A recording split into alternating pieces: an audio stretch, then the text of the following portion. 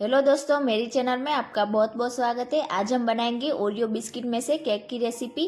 तो बेकरी में जो 300 से 400 रुपये में केक मिलती है वो आसानी से आप घर पर 60 से 80 रुपये में बनाकर तैयार कर सकते हैं। और यकीन मानिए 100% बेकरी जैसी ही आपकी केक घर पर बनकर तैयार होगी। बच्चों को बहुत ही ज़्यादा पसंद आएगी। तो चलिए झटपट से बनने वाली ओरियो बिस्किट में से केक की रेसिपी बनाना शुरू करते हैं।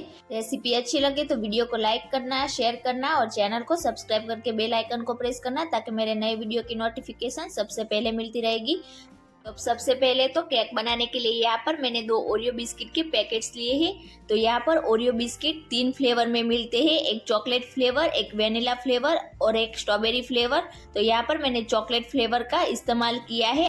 तो यदि आपके घर में ओरियो बिस्किट ना हो तो आप बॉनबॉन बिस्किट से भी एक केक आसानी से घर पर बनाकर तैयार कर सकते हैं। तो यहाँ पर आपको कंफ्यूजन ना हो इसलिए मैं आपको बता देती हूँ कि यहाँ पर मैंने 120 ग्राम के 2 ओरियो बिस्किट का पैकेट्स का इस्तेमाल किया है और इसकी प्राइस है 30 रुपीज़। तो मिनिमम 2 पैकेट्स में ही आपकी आधा किलो जितनी केक बनकर घर पर तैयार हो जाएगी। तो अब सबसे पहले तो हम दोनों बिस्किट को ओपन कर लेंगे। तो अब केक बनाने के लिए बिस्किट के बीच में इस तरीके की जो क्रीम आती है उस क्रीम को हमें चाकू से अलग करना है। यदि आपको थोड़ी सी भी क्रीम निकालने में दिक्कत हो रही है तो आप जितनी हो सके उतनी ही क्रीम निकालें। तो जितनी हो सके उतनी क्रीम इस तरीके से हम चाकू से अलग करेंगे।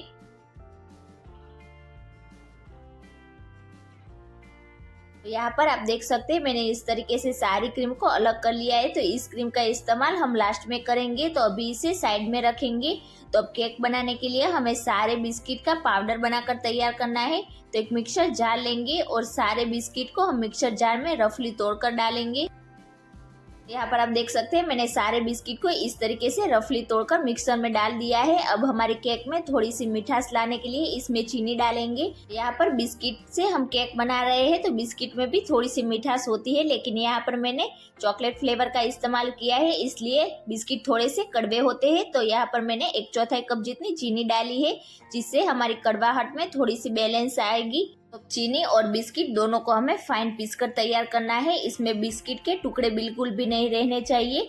तो यहाँ पर आप देख सकते हैं मैंने दोनों चीजों का इस तरीके से फाइन पाउडर बनाकर तैयार कर लिया है। तो अब केक के डेकोरेशन के लिए हम 1 बड़ी चम्मच जितना पाउडर इस तरीके से बाउल में निकालेंगे।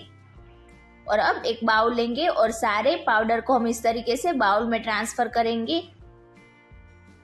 तो अब इस पाउडर में से हमें बेटर बनाकर तैयार करना है। तो यहाँ पर मैंने 3/4 कप जितना दूध लिया है। तो एक साथ में हम बिल्कुल भी दूध नहीं डालेंगे, इस तरीके से थोड़ा थोड़ा दूध डालते जाएंगे और अच्छे से मिक्स करते जाएंगे। तो यहाँ पर केक के लिए हमें ज़्यादा गाढ़ा भी नहीं और ज़्यादा पतला भी नहीं, उसी तरीके का बेटर बनाकर तैयार करना है। इसी तरीके का आपको बेटर बनाना है। अब केक मोल्ड के लिए यहाँ पर जो राउंड शेप का मोल्ड आता है मैंने वो लिया है। आप कोई भी मोल्ड का इस्तेमाल कर सकते हैं। तो अब सबसे पहले तो इसमें एक बटर पेपर लगाएंगे। तो इस तरीके का मैंने राउंड शेप में बटर पेपर कट कर लिया है। तो इस तरीके से हम मोल्ड में रखेंगे और सारे बटर पेपर को हम इस तरीके से ऑयल से अच्छे से ग्रीस करेंगे। सारे मोल्ड के किनारे पर भी हम अच्छे से ऑयल लगाएंगे जिससे जब हम केक को डिमोल्ड करेंगे तो आसानी से हमारी केक डिमोल्ड हो जाएंगी। तो अब केक को बेक करने के लिए यहाँ पर मैंने गैस पर एक हैवी बॉटम वाली कढ़ाई को गर्म होने के लिए रखा था। अब इसके बीच में इस तरीके से कोई भी रिंग या फिर स्टैंड रखेंगे और इसे कवर करके 5 मिनट के लिए गर्म होने के लिए रखेंगे। हमने जो बेटर बनाकर तैयार किया था उसमें 1 बड़ी चम्मच जितना इनो फ्रूट सॉल्ट डालेंगे और इनो को एक्टिवेट करने के लिए 1 बड़ी चम्मच जितना दूध फिर से डालेंगे। और इस तरीके से हमारे बेटर को एक ही डायरेक्शन में अच्छे से मिलाएंगे। तो यदि आप इनो नहीं डालना चाहते तो उसकी जगह बेकिंग सोडा का इस्तेमाल भी कर सकते हैं, लेकिन इनो से हमारे केक में एक अच्छा सा रिजल्ट आएगा। तो यहाँ पर आप देख सकते हैं मैंने इनो को बेटर में अच्छे से मिक्स कर लिया है। तो इस बेटर को हमें ज़्यादा देर तक रेस्ट पर बिल्कुल भी नहीं रखना है। तुरंत ही हमने जो मोल्ड तैयार किया था उसमें सारा बेटर डालेंगे और हमारे मोल्ड को हल्का सा इस तरीके से टैप करेंगे जिससे कि इसमें कोई भी एयर बबल्स नहीं रहेंगे। और यहाँ पर हमारी कढ़ाई भी अच्छी तरीके से गर्म हो चुकी है। तो हमने जो मोल्ड तैयार किया था इस तरीके से हम कढ़ाई में रखेंगे और हमारी केक को बेक करने के लिए इसे कवर करके करीबन 35 से 40 मिनट के लिए रखेंगे। तो करीबन 30 मिनट तक तो आपको इसको बिल्कुल भी टच नहीं करना है, वरना आपकी केक अच्छी तरीके से बेक बिल्कुल भी नहीं होगी। तो यहाँ पर करीबन 35 से 40 मिनट जितना हो चुका है। तो अब हम केक को चेक करेंगे। इस तरीके से हम एक टूथपिक लेंगे और बेटर को हम चेक करेंगे। तो यहाँ पर आप देख सकते हैं हमारा बेटर बिल्कुल भी इस तरीके से टूथपिक में चिपक नहीं रहा है। यदि इस टाइम पे आपका बेटर थोड़ा सा भी चिपकता है तो आप फिर से इसे कवर करके 5 मिनट के लिए रखेंगे, तो आपकी केक अच्छी तरीके से बेक हो जाएंगी। तो अब मोल्ड को बाहर निकालकर इसे हल्का सा ठंडा होने के लिए रखेंगे। तो यहाँ पर थोड़ी देर में आप देख सकते हैं हमारी केक हल्की सी ठंडी हो चुकी है और हमारी केक इस तरीके से अपने आप ही किनारी से अलग होने लगी है। तो जो किनारी इस तरीके से मोल्ड से अलग नहीं हो रही है, सबसे पहले तो हमें चाकू से इस तरीके से उसे अलग करना है। अब केक को डीमोल्ड करने के लिए हम इस तरीके से एक प्लेट लेंगे और हमारे मोल्ड को इस तरीके से उल्टा रखेंगे और हमने जो बटर पेपर लगाया था उसे इस तरीके से हाथों से निकालेंगे।